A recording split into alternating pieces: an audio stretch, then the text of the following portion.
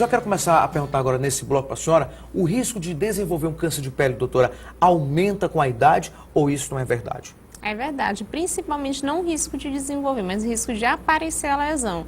O câncer de pele ele é provocado pelo dano cumulativo do sol.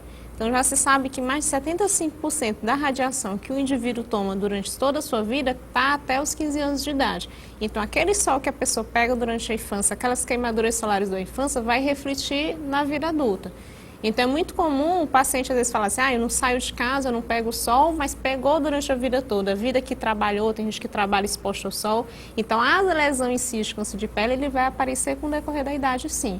Mas os cuidados devem vir desde a infância. E esse tipo de câncer, doutora, ele é transmissível, o câncer de pele? Não. Ele tem algumas doenças genéticas que são transmissíveis e que têm esse risco maior.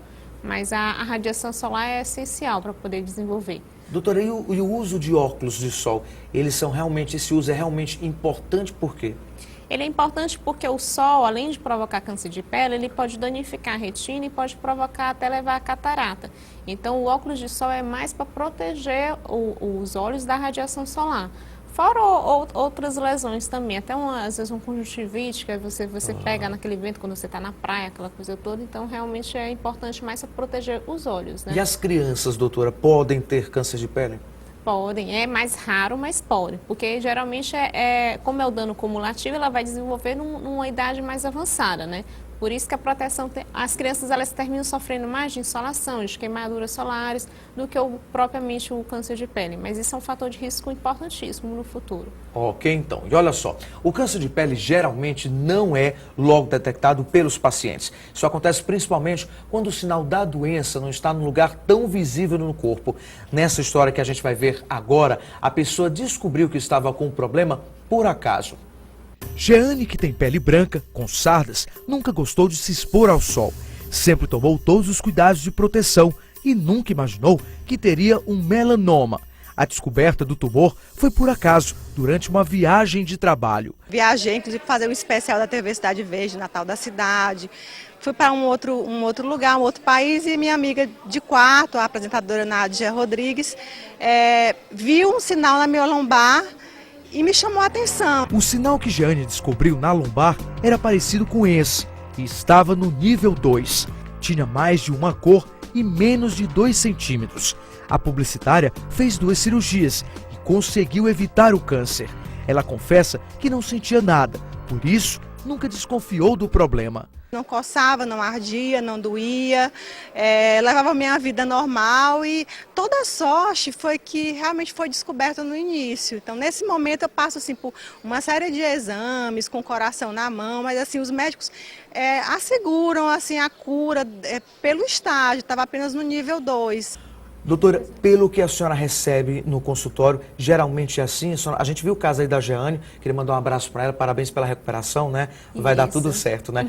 Mas a maioria, assim como a Jeane, descobre por acaso, quando é difícil o local? A maioria das pessoas, elas procuram porque tem múltiplos sinais, ou então alguém estranhou a mudança de cor, o próprio paciente mudou a mudança do sinal, né? E isso ele nos procura, ou então, no caso, quando não é melanoma, procura por uma ferida que não está cicatrizando. Então tem que ter a pessoa tem que desconfiar para procurar o dermatologista. Já outras pessoas, elas procuram mesmo de rotina para estar prevenindo isso, né? E a gente viu aí, doutora, que a Jeane, ela disse que não sentia nada, não tinha dores, nada incomodava no local desse sinal. Porque como já foi dito, a maioria do câncer de pele realmente é assintomático. O paciente muito silencioso, não vai sentir, né? Muito silencioso. O paciente vai sentir alguma dor, alguma coceira quando já está mais avançado, quando já está no estágio de ulceração, que a gente chama, quando fere, quando termina pegando infecção no local, né? Mas a maioria das vezes realmente é assintomático. Doutora Fernanda, e como é que é realizada a biópsia de um câncer de pele? Existem 2 tipos. A gente pode fazer uma biópsia que nós chamamos de incisional, que a gente tira só um pequeno pedaço da lesão, principalmente no caso quando a lesão é muito grande, para fechar o diagnóstico de acordo com o tipo de câncer, realizar o tratamento. Ou, na maioria das vezes, a gente realiza uma biópsia que nós chamamos de excisional, que retira logo toda a lesão para poder fazer o diagnóstico e, ao mesmo tempo, fazer o tratamento, porque isso aumenta muito as chances de cura. Se você pega uma lesão que você não retira logo, principalmente no caso de melanoma, que você não retira logo toda a lesão, isso vai implicar no tratamento posterior. Então, assim, é importante. doutora, ele tem cura, mas é preciso fazer como a Jane fez, se antecipar, né? Isso, Isso exatamente. é importante, né? Quando você faz o diagnóstico precocemente, as chances de cura é altíssima, né? Mais de 95% de chance. Doutora, e o câncer de pele ele pode se espalhar para outros órgãos do nosso corpo? Pode. No caso do melanoma, que ele é o mais agressivo, é o mais comum de acontecer isso. O carcinoma basocelular e espinocelular, como foi dito anteriormente, que felizmente são os mais comuns, eles acontecem isso, mas de uma maneira mais lenta. Então, para poder acontecer isso, realmente o diagnóstico tem que ser muito tardio. Já o melanoma, a nossa preocupação é maior justamente por causa disso, porque ele é o menos comum, mas ele é o mais agressivo. Então, rapidamente ele pode enviar metástase para outros órgãos. Então, por isso a importância do diagnóstico precoce. E tem mais perguntas dos nossos telespectadores para a senhora. Vamos ver então qual é a próxima pergunta. Olha só, doutora, usar bronzeador protege ou temos que usar também um protetor solar? A pergunta é do Augusto César Leão. O bronzeador não só não protege, como ele estimula a pigmentação da pele, né? Então, nós não recomendamos o uso de protetores ou de bronzeadores, até mesmo porque nós estamos num ambiente onde a incidência solar é bastante alta, né? Então, realmente, isso não é muito indicado. Não só a questão dos bronzeadores, como aquela questão do bronzeamento artificial, que também isso implica e também leva a aumentar o número de câncer de pele. Certo. E o câncer de pele, doutora, ele tem uma relação genética? Se o pai de uma pessoa, a mãe ou um parente teve o câncer, o filho também tem esse risco?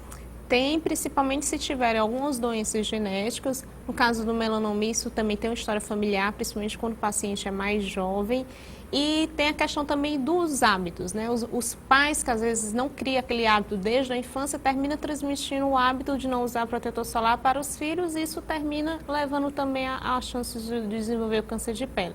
E, doutora, e quais são as partes do nosso corpo mais susceptíveis, né, ao desenvolvimento de um câncer de pele? No caso do carcinoma basocelular e espinocelular, são as regiões expostas ao sol, que nós chamamos de regiões fotoexpostas, que é no rosto, braços, colo, dorso, às vezes região de orelha, que tem muita gente que esquece também de usar protetor solar. Já o melanoma pode aparecer em qualquer parte do corpo, inclusive em unha, em dedo, pé.